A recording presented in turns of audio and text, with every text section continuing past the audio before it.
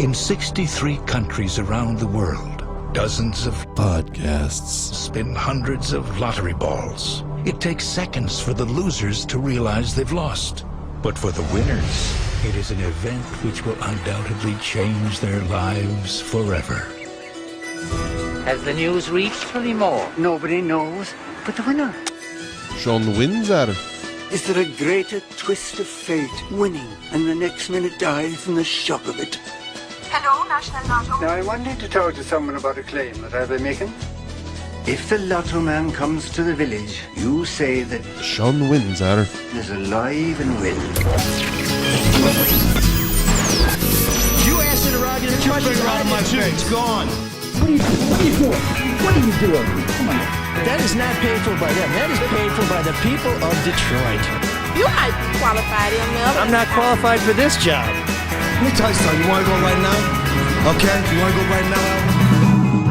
Hey kids, it's your old pal ML Elric coming to you live on tape from the Cadieux Cafe for our annual St. Patrick's Day show. Watch those poppin' peas, man. Oh, sorry about that. It's Explosive Mondays here on the Eastside. You know, a lot of people are talking about the 5th anniversary of the COVID-19 pandemic as if it's something we want Are there a lot of people? A lot of people are out there talking about it. It's lessons learned. Oh, okay. You know, it's what do we know? What would we do differently now? And I think the answer is probably nothing. We would screw it all up again. But I remember being here on the Friday before we were going to do this show. Yeah. And I was talking to John Rutherford, who's the proprietor here, and I said, well, you know, they're talking about social distancing, and they're talking about we need to, you know, don't shake hands, bump hands, tap elbows, whatever. And I said, well, I don't know if we want to do this. We may end up getting shut down by the state. We may end up killing a bunch of people. And John said, it's going to be okay. I want you to come by Friday night and take a look. We got a Rush cover band playing, and there's going to be lots of social distancing.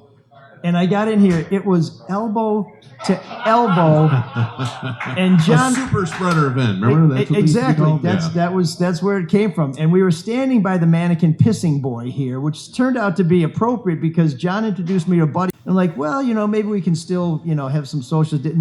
Every word this guy said, he spit on me because he had been drinking all night. And I said, you know what, John, I'll get back to you, but I don't know that this is going to work. And John's like, okay. And of course, that Monday, Governor Whitmer shut down the whole state, and that was it. Even though it had been in the state probably for like 3 months. Yeah. Right? You know, lessons learned, like you just said. Yeah, no. So well, better late than never. We're finally here. And we all survived. Yeah. We all survived. So we're glad to be with you. It's Marc Fellhauer, of course, the man who makes the magic happen. Sean Windsor, you know, if he was here, you wouldn't be able to tell because he'd still be kind of snoozing in the corner. But he's on his way back from Indianapolis, and if he's listening to sports radio right now, he's hearing a bunch of Michigan fans who just made a miraculous tournament championship bitching already. What is it with you guys? Well, I just want to say this. The last thing you said to Sean was, so we won't see you because Michigan State will probably be in the championship game. That's what you said. Yeah, they will. It's going to be later in March. I know. But I wrote Michigan off a week ago after they lost to Michigan State. I mean, the way they played, which is kind of silly, knowing that when you have 4 days off, you can do something. But Michigan fans are bitching today? Oh, yeah. I mean... because they were horribly underseeded? Well, Paul was telling me when he came in, he's listening to 97.1. They're like, yeah, why are they number 5? They beat Wisconsin twice. They beat Purdue twice. And I have to tell you, for the first time possibly in my life, I kind of agree with them. Well, they've always felt like a 5 seed. You know, that's my team. That's the team I've been watching all year. So they've always kind of felt like a 5 seed. But then when you see Wisconsin be a 3 seed, when their resumes are pretty much the same, Michigan's beat them twice. I think Wisconsin beat Arizona. That's like really the only difference. But it doesn't matter. I don't know. I just don't get so up in arms about where the seeding is. It's weird. It's definitely weird. It's weird that Louisville's an 8. I mean, there's always going to be something weird about it. It's weird that St. John's is a 1? St. John's is a 2, and St. John's is really, really good. Rick Pitino. So if you own a restaurant somewhere in New York, you want to leave the keys for Rick Pitino so he can have sex with your strength and conditioning coach. Yeah, right in the. And then pay for her abortion and then go to church. That's Rick Pitino. What a guy. And probably one of the greatest basketball coaches, if not the best of all time. He is, which is why he can get away with doing that. and unlike most of these guys who go from college to the pros, he was a big winner when he coached the Knicks in the pros. And Everywhere he went he's back to gone, college. everywhere he's gone, I believe he's won. So. Yeah, it's, even I did going back to Michigan and winning the Big Ten championship. I thought it was a real classy post you had on Twitter there that just said U of M sucks. The picture. Oh no, that was a license plate. That wasn't shit. me. Give me a break. That You can never wasn't give me. him any credit whatsoever. I do give them a lot of credit. I just said I don't think they should be a 5. Of course, I'm thrilled that they're a 5 because that means they'll be upset by a 12. So this could be a very, very good March for me. So it is always about you. Well, But you know. God, what a fun run though, man. Those last 3 days were great. Yeah, no, As for a Michigan fan. well, and it was a fun tournament to watch. All the games were close. All the teams were kind of coming in on equal ground. They all had tired legs, and those 7-footers for Michigan, man, that is something else. I'm used to Purdue playing deep in March with a couple 7-footers, but they were number 1 in the Big Ten at the That beginning team of the still- season. They still can't shoot. But I do think State is set up for a much deeper run. I just think they're a more complete team than Michigan. And, this is why it's such a great time of the year. I love this time of the year. No, it is the most fun, and Spartan fans are taking a lot of comfort in the fact that we lost because these guys need to lose a big game so they'll listen to Izzo again. It's so And ridiculous. I know. It is such BS. It is crazy, but when they win like that, they start feeling themselves and they start thinking, we know what we're doing and we're just going to do it, and they need to listen to the old man. He knows what he's doing, You should and be he's listening to him anyway. That's ridiculous. That's as ridiculous as saying, four games in 4 days, that's too tough. It's like, these guys are 20 years old. They're peak athletic. That's true. I think that is so overblown. I don't know. I do think that if you're a jump shooting team, the legs really start to go on you. I don't know. I think it's more a mental thing because people keep saying it. That I guess we are kind of tired. Maybe there is something to that. I find that hard to believe because I remember I've never been in shape whatsoever. But I remember at that Round is a shape. But I remember at that age I could go all day and all night for multiple nights doing whatever. I'm granted not at that level, but still. Let's make it clear you're talking about sports, not your Anything. your nocturnal Emissions?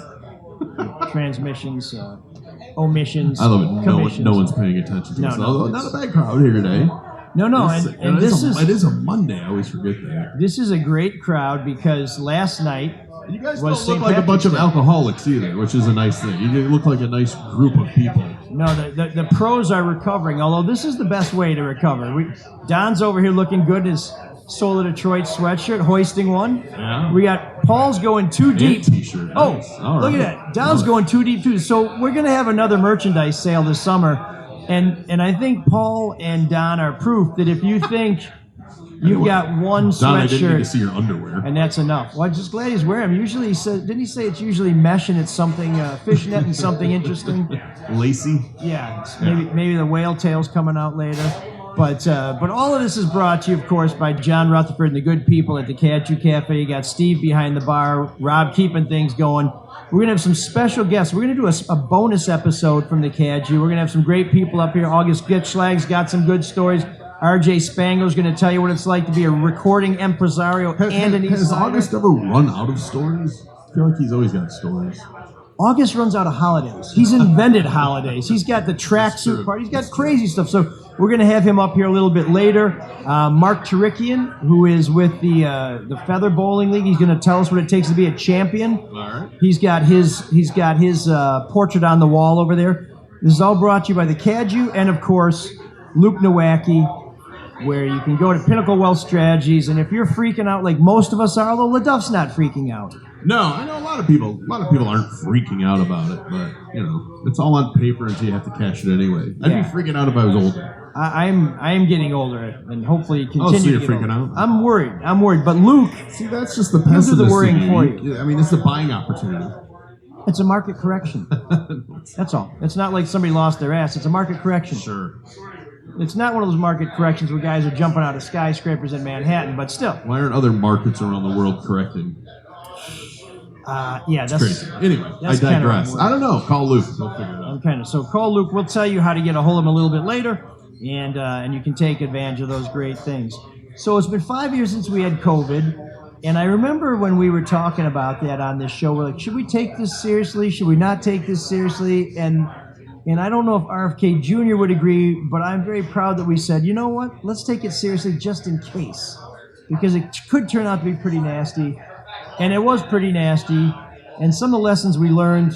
At least everybody's on the same page about it now.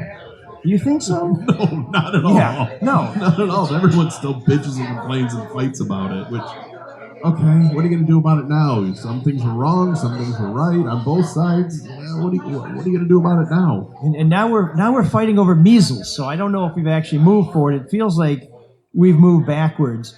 But one of the things we want to do is engage some of the crowd here. We've got some trivia questions. And if you're here in the bar with us and you'd like to take a chance to win a free copy of the Kwame Sutra, we're going to start off. Do they have to take it? Well, it's not really much of a chance. It's kindling. You get it or not? Yeah, this is perfect for leveling up coffee tables. It's a great shim if it's not a great book. It's a fun bathroom read. It is. So, and the pages are very soft. We needed to get one for Sean a couple weeks ago. That's right. Yeah. Could have saved him some embarrassment.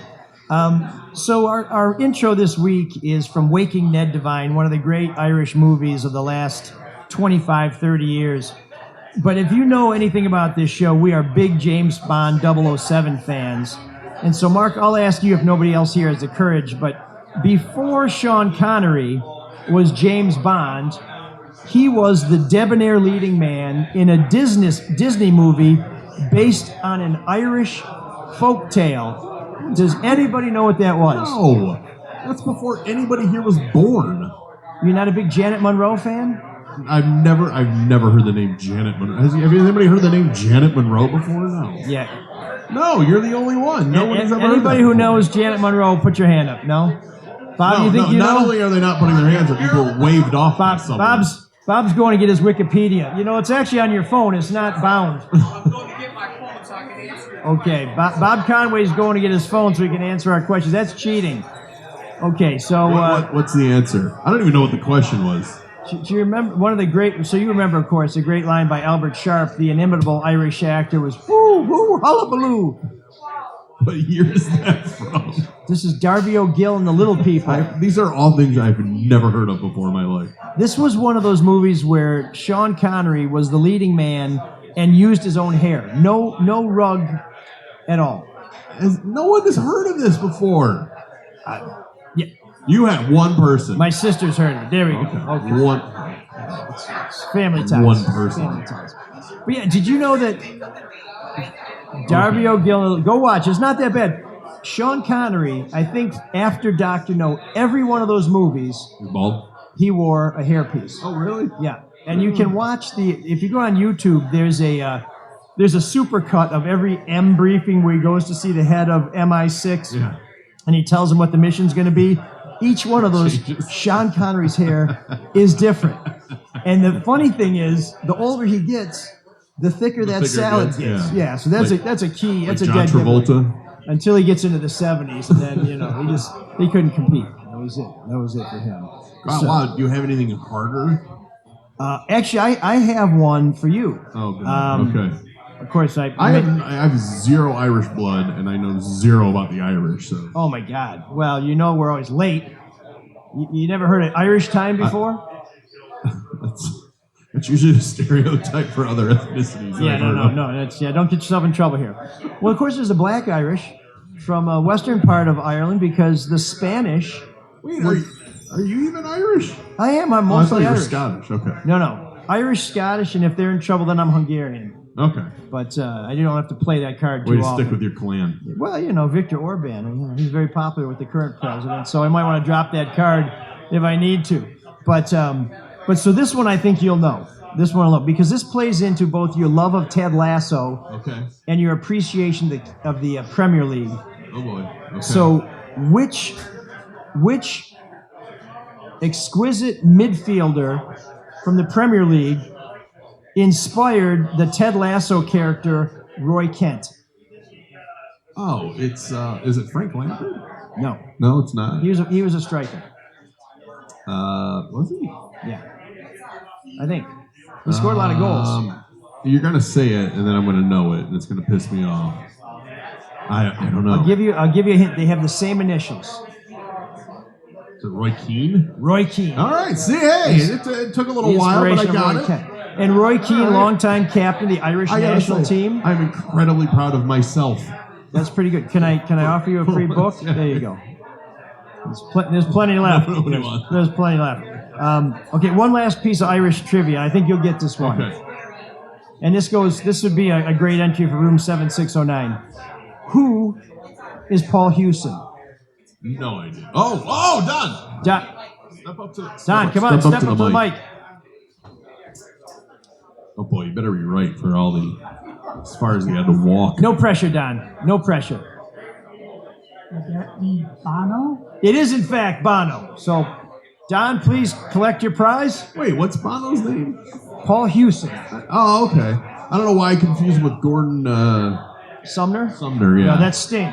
He's a Geordie. He's from Newcastle. And Gordon Shumney is Alf. Isn't that Alf's name? Oh, I don't know. I think it is. Alf,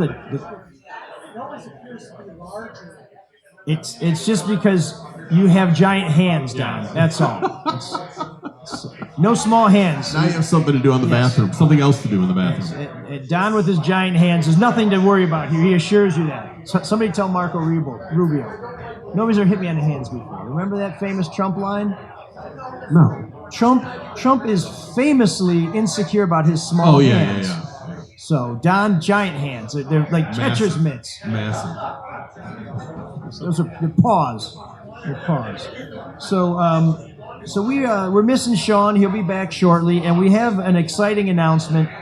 You know, I mentioned to the crowd here as we were getting ready to go that we kind of left them hanging with the answer to the question. We called that in TV a tease. Well, here's a tease. Erica Erickson will be rejoining the show shortly. We've finally found a way to work around her schedule, and so she will be joining us probably twice a month.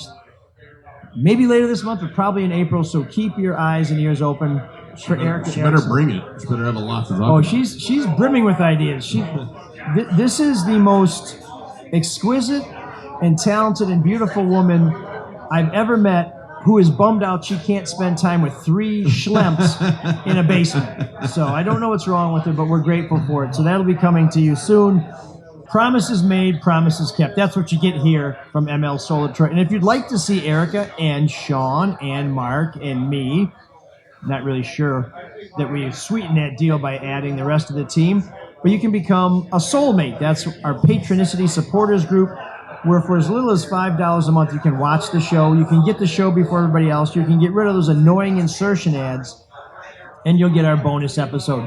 We're going to give you 2 bonus episodes this month, one exclusively from the Cadieux, with a little Eastside flavor to it, and then we hope to have another one posting before the end of the month with Eli Zarrett telling some of those amazing sports stories, some of which you heard last week on the show, which we called Bitchers and Catchers, although afterwards I said to Mark, I said, we should have called it Bitchers and Kvetchers.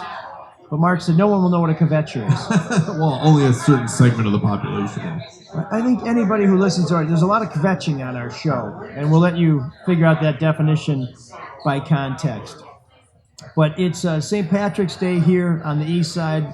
We're wondering how many of you guys went out yesterday and overindulged. This is a great way to recover. Last night, I'm proud to say, your Bulldog Beer League hockey team won their game. Oh, great.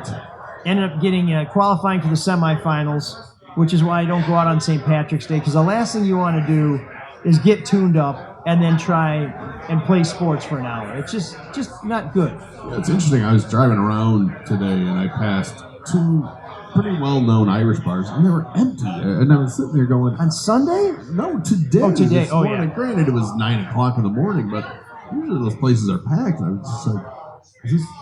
Even on a Monday? It's not losing its luster, is it? Here? Most bars are closed on Monday, and restaurants. The Cadieux's open all the time. It's Muscle Madness, in fact. But. Yeah, next Monday, by the way, Oberon Day. That is a big day for us. So those people that like the microbrews.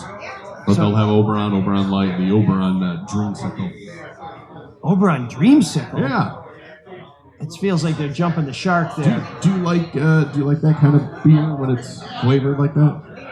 I like the craft beers. The closest I've come to anything that you would call a dreamsicle that wasn't frozen was there's a Saginaw Brewing Company, I think it's Saginaw, makes a Neapolitan stout. Oh, wow, okay. And when you drink it, you can, if somebody tells you, you're like, what's going on here? If they tell you it's a Neapolitan stout, you can taste the chocolate, the vanilla, and the strawberry on your tongue, which is pretty amazing. Just like when a sommelier will say hints of leather, and it's like, oh, well, first off, Yeah. okay, sure, but it's always a power of suggestion. I thought that was kind of horse shit. Oh yeah, no. When somebody's like, you'll like the tannins in this glass of wine, and it's got an oaky undertow, and you know you can taste the tobacco. I'm like, I'm not looking to taste tobacco when I'm drinking a bottle of wine. I usually figure that's a cheap bottle of wine. Yeah, like booze. I mentioned a little while ago that I don't like to drink before I play hockey. I play a lot of sports, and you see some people out there on the ice who are bombed. You see people playing softball who are reloading while they're coaching third base, and I you know, that's great. But Boone's Farm is where I learned you cannot drink and play sports. At least I can't, because we were playing basketball in a backyard in East Lansing, and I had some country quencher, and it was a beautiful day just like today. And of course, you're pulling that right from the bottle.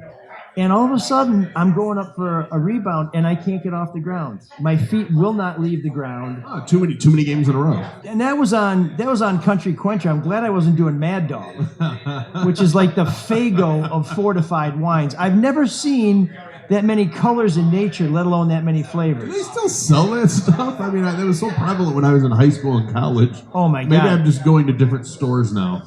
Yeah, probably. Do they still sell? Well, they got to sell Mad Dog. Well, it depends. They're not in the respectable neighborhoods. But when I was growing up, my family had a little market on Mack Avenue called Johnson's Milk Depot. We sold all that stuff.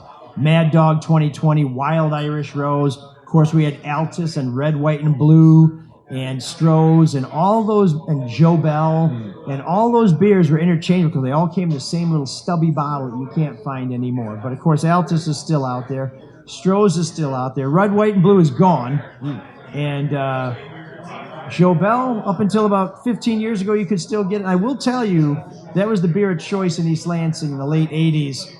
After drinking it, for many years thinking it was the worst thing you could ever swill, it wasn't that bad. There you go. Well, now it just brings back memories. Yeah, right? Well, actually, back then it killed memories. I wish I had a lot of brain cells. But so we pour our hearts out for the lost friends, our good buddies, the Joe Bell family, which was actually brewed by Stroh's. Amen. So Mark, we were telling people not to worry too much about the market. Who do you know who could help them out with that? A little guy named Luke Nowacki. Not so little. Big man. He's a big guy, yeah. Yeah, he's got your back in many ways. But it's not often we're treated in nuggets of financial wisdom from none other than, people like Antonio Brown. AB? Yeah, AB's got a line. He thinks money is either be mine or not be mine. Ooh. I mean, that makes sense, right? Sounds like a Valentine's Day thing. So yeah, money is either going to be mine or not be mine. I mean, every single dollar, you either have it or you don't. It can be greatly disappointing when someone has the need for money that they thought was be mine, only to find out, once again, that it's not be mine. So call Luke Nowacki for 248-663-4748. He's going to find out that there's another category, believe it or not. It's be mine with growth. You can make your money work for you, right? With growth. I like with growth, because when you call Luke, he'll make it all about you, sweetie. Securities and investment advisory services offered through Omaic Wealth. Inc. member FINRA SIPC. Omaic Wealth. Inc. is separately owned, and other entities and or marketing names, products, or services referenced here are independent. Omaic Wealth. Inc. Oh man, the geeks have inherited the earth. Did I do that? What a dork. Does him wearing the places again mean that he's turning into a geek, or we're turning into clothing? So we like to talk about these influencers and what a pain in the ass they are.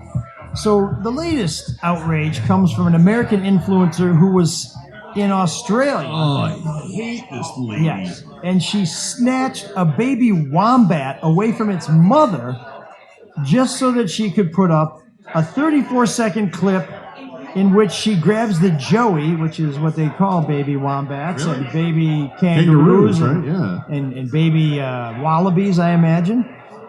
Baby Tasmanian devils, you don't grab them, so I don't know what they call it. They call that a blood-covered little critter. But she grabbed it from the side of the road. Its mother was kind of waddling along. If you've ever seen these wombats, they're the cutest little things in the world. They're just like They're just like little Ewoks, Like except big they're on all rats, though. They fours. kind of look like big rats to me. They're like capybaras, Mark. Okay, yeah, capybaras, okay, the largest rodent. So the Instagram account. Actually, we're not going to name her because we don't want to drive traffic to her. But she sits there on camera and says, "I caught a baby wombat." Okay, Mom is right there, and she is pissed. Before she eventually puts Joey back on the road. Then the caption says, "My dream of holding a wombat has been realized," which is kind of a weird dream. I mean, really? That's what you dreamt of? Baby and Mom slowly waddled back off together into the bush, the caption added, a claim that was not immediately verifiable, and the location and time of the recording, which is no longer publicly accessible, did not make it immediately clear where this happened or whether the mother and their child was reunited.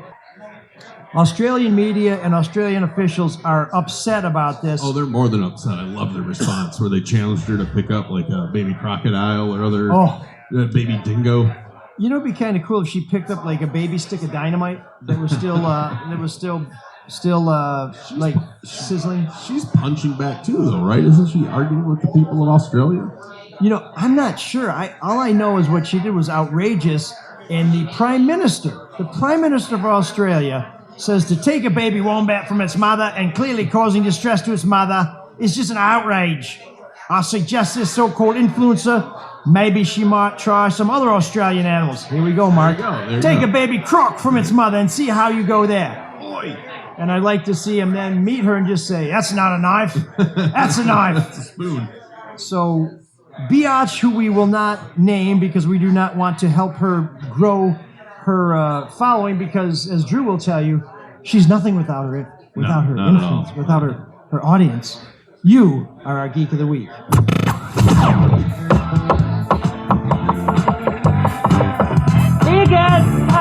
There's an all-night party in room 7609.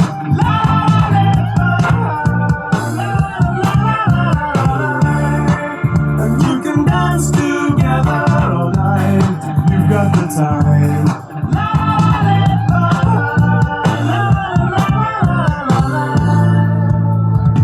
So we did a little special during our break for folks here at the Cadieux, a trivia question that Mark got the right answer, and it's 2 for 3. Once again, very proud of myself. If you got Darby O'Gill and the Little People, you can be proud of yourself. But that's not bad. 2 for 3 is great. That's better than Spencer Torkelson, and actually everybody who's ever played baseball has done. But the trivia question is, what is the Irish band that has the same name as my favorite Adam Sandler movie? And you correctly guessed. I finally got it, yeah. You know, it's funny. The only reason I got it is because I'm sitting here going, okay, it's not Happy Gilmore. That's not a band name. Billy Madison's can't be a band name. Rain Over Me is not a band name. No. Spanglish is not. It could have been maybe a band name. Very bad band. And then it hit me, The Waterboy. Sounds like it would be an Irish band name. Exactly. And we had an experience where we were setting up here where we were playing The Waterboy, If I Were a Fisherman, over and over and over again just to try and get some of the technology correct. And that brought me back to my days as the assistant warden at a youth hostel in Ireland in 1991, where we would play the Waterboys. Yes, I was the assistant youth hostel warden at the Ahado House in Killarney, Ireland. You've lived a life. And we played music in the common room, and we would play the Waterboys. It was a cassette then, so you turned it over. Sure. And I heard this song over and over again so much it drove me crazy. And when it was a nice day and we wanted to get people out, I would put the Dwarves on. If you remember Sub Pop, and if you've ever heard the Dwarves, that will get you running out screaming. But in honor of St. Patrick's Day and Mark's quiz acumen, here's the Waterboys with If I Were a Fisherman.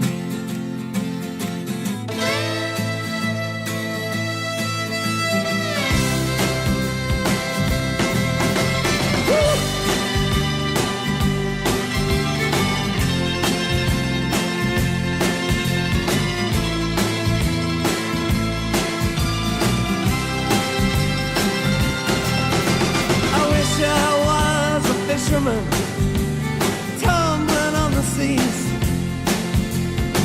far away from dry land and its bitter memories,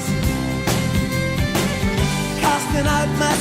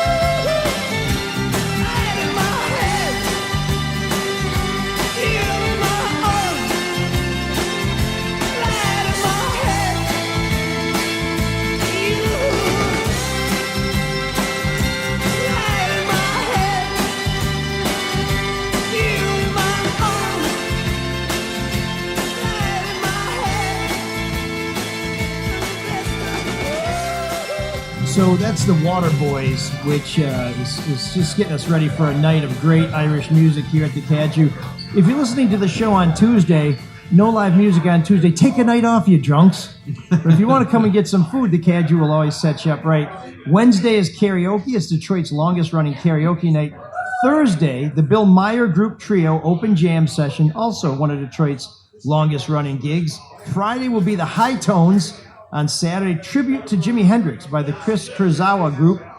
Sunday is the University of Detroit Jazz Ensemble and the Detroit Jazz Factory. And on Monday, Tasha Owens and the Stable Dudes. It's the Open Jam, Muscle Madness, all-you-can-eat mussels. And as Mark said earlier, it's Oberon Day, which means they'll be serving Oberon, Oberon Light, and Oberon Dreamsicle. Which the big day where it's released. Yeah, it doesn't really sound appealing, but I'm going to have some just because I've been wrong many, many times. In fact, I've been wrong a lot more than I've been right. So room 7609, as you know, is where we want to hear your great stories, your great music. So send us your suggestion at mlsoulofdetroit@gmail.com. Remember, it doesn't have to be a great song, but it should be a great story. And I was telling you before we queued up the music that when I wanted to clear out the common room, I'd put the dwarves on. Yeah. And there would almost always be some German guy who comes in and says, "Can you please turn down the music? The music is hurting my ears." And I'd be like, "Hey, Klaus." What about your music? Yeah, go out and Kraftwerk coming to town. But yeah, we are the robots. Ooh, ooh. You know, whoever thought you could have a timeless hit with what's with calculator? I'm the something rated with my pocket calculator.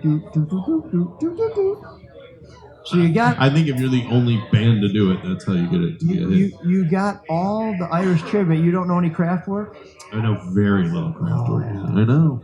When I first heard I'm too young. You're the only person that makes me feel young. I kind of love it. Yeah, I talked to Mazaway the other day, and all we did was talk about our health issues like two old men. And then I see you, and you make me feel young because I don't know any of these references. Has he recovered from almost being crushed to death at Spartan Stadium? Is the trauma that faded? really pisses you off, doesn't it? Well, no, I'll tell you. I was. The best part is he's been. It's funny. So Maz had a panic attack because the first day alcohol was sold at Spartan Stadium, it was too crowded for him. It drove him nuts.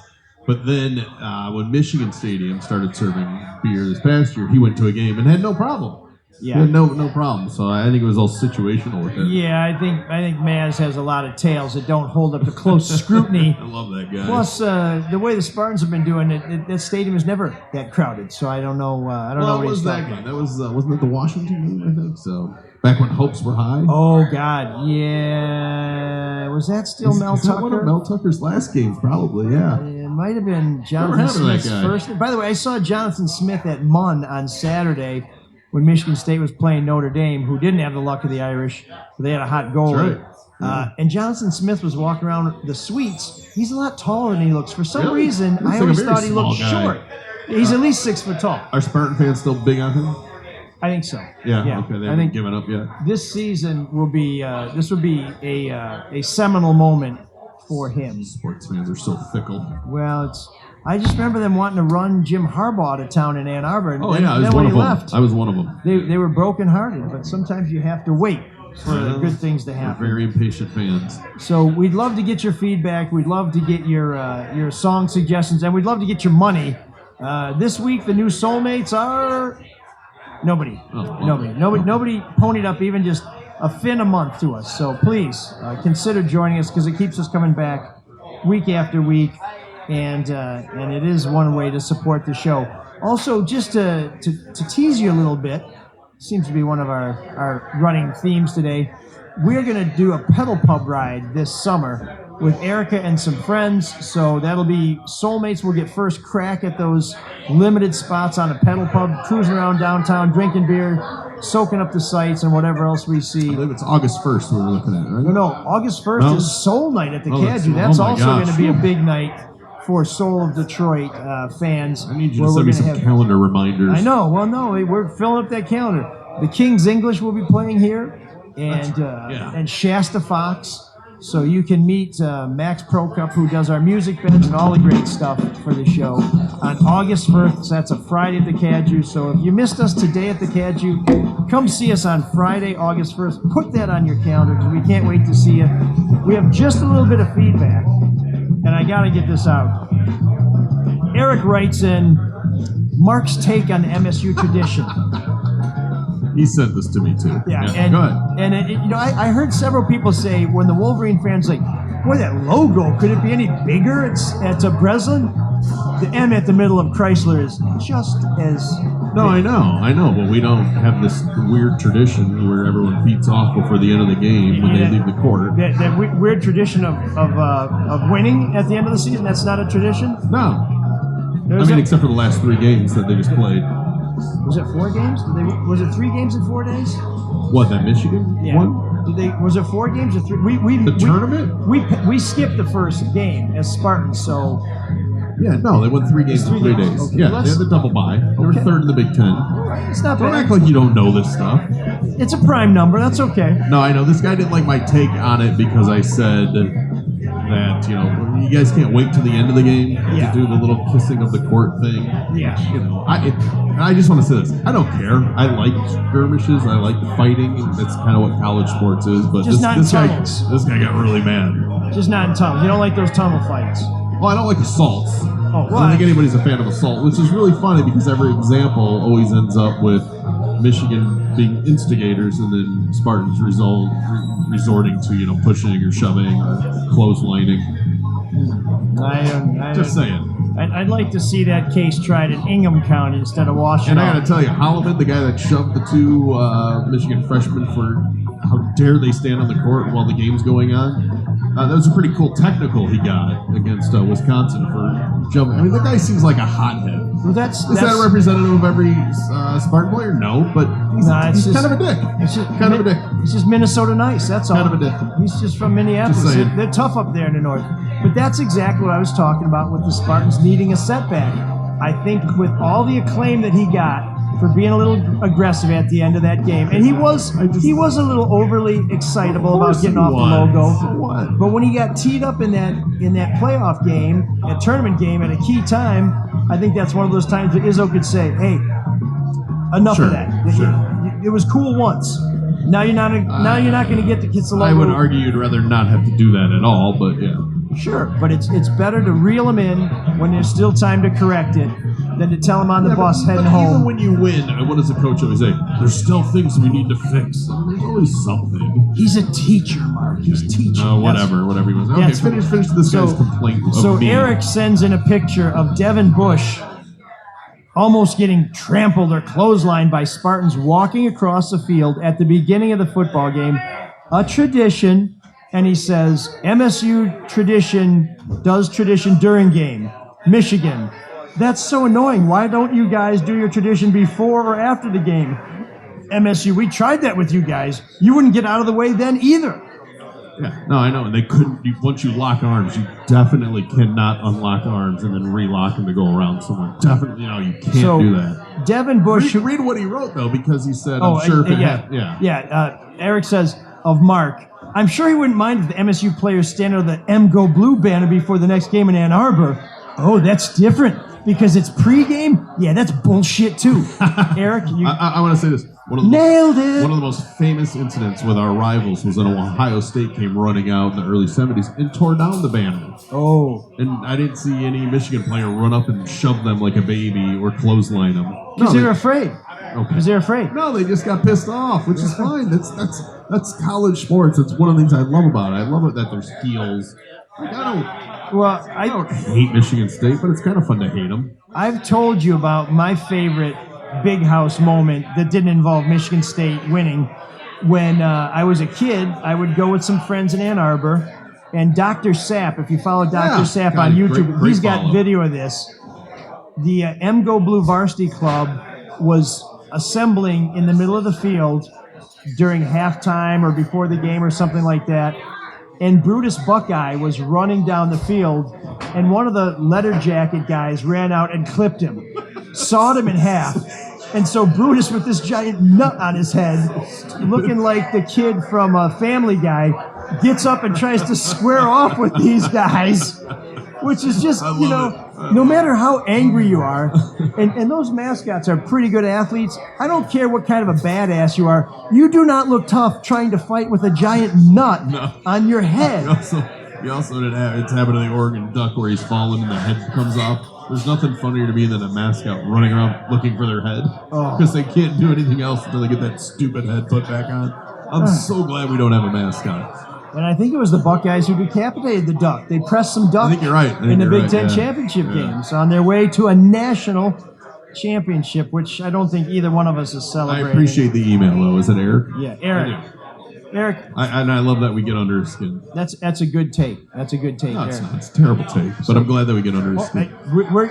We have some VIPs here. We're gonna get these guys up. That's Bob Conway in the Hall of Fame. It's the Bounce Check Hall of Fame, by the way. He only tells you the second half, but it's a hall. It's a hall. They got a ring. It's around their shirt, but that's okay. But we're going to encourage you to send us your feedback at mlsoulofdetroit@gmail.com. We're going to keep it short today, folks, because we're recording a bonus episode that we'll post with some great stories, and we just had one of the sharpest political minds in Detroit join us. So if you want to get the latest on the mayor's race, we'll have that for you in our bonus episode, which we'll post right after this episode. That's exclusive for our soulmates. So dig a little deeper. Give us a little something for all this great content. And Sean will be back next week. Yeah. Erica will be with us soon. And I think next week we may be joined with Ben Blackwell, the founder, along with Jack White. You may have heard of Jack. Known to some as Mr. Gillis of Third Man Records, telling some great rock and roll stories and what's going on downtown. Or as he likes to call it, the Cass Corridor. He doesn't like Midtown. Yeah, no, it's the Cass Corridor. Old school people don't. Yeah. It's some people who remember it fondly and some other people who OD'd. But I guess it depends when you were there and what you were doing. So, Mark, it's great to be out here with you. Thank you for making the magic happen. That was tough. And until next week. And by the way, glad to be here, though. It's been a while since I've been down here to the Cadieux. I love this place. Great time. Great food. Feather bowling, beer. The food's terrific. Atmosphere, yeah. And with the great weather coming on, you're going to want to hit the beer garden. You're going to want to hit the garage bar. This is the first time I've been here since I've seen Muscle Beach, and I know it's not fully open now. Yeah. But what a pretty smart idea to extend your it's footprint. Fantastic. Yeah. Great. And they usually have, some nights they have a band outdoor and a band indoor. Nice. And then I'll probably be out check out the singing church hymns by the garage bar. So it's lots of good music here, and then me. But the guy, if you remember the Warriors, the guy who shot Cyrus is an Eastsider. So it's great to be here at the home of a pretend murderer? No, I don't think that's good. No, let's forget that. There's enough real murderers not too far from us, which means it's probably time for us to go. So Cyrus, from the Cadieux Cafe to your ears, take us out. Can you dig that? Can you dig it? Can you dig it? How does that make you feel? Okay. I'll just have to come back to the village and make some inquiries. I'd like to make sure that you aren't... Sean wins out of it. A podcast that will make you feel like a winner. Timid. Sean wins out of it. Odds are you'll get lucky. ML Soul of Detroit.